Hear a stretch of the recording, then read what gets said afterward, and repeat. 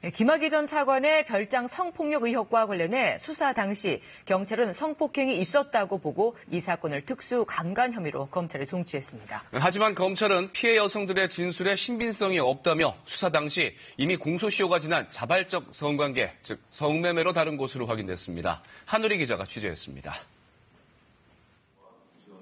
2013년 경찰은 김학의 전 법무부 차관과 별장 주인 윤중천 씨를 특수강간 혐의로 검찰에 송치했습니다.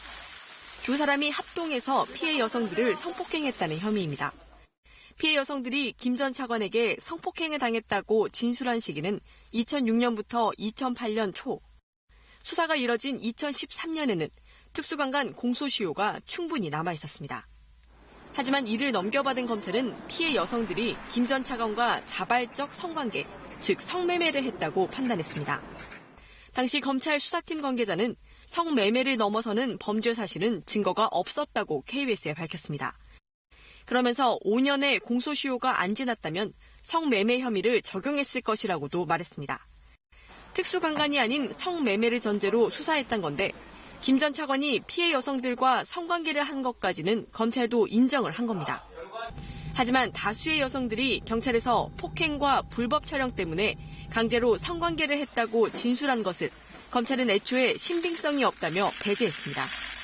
이에 대해 수사를 맡았던 경찰 측은 피해 여성 4명이 동일하게 상습 폭행 피해를 진술했고 이를 직접 봤다는 참고인도 다수 있었다고 밝혔습니다.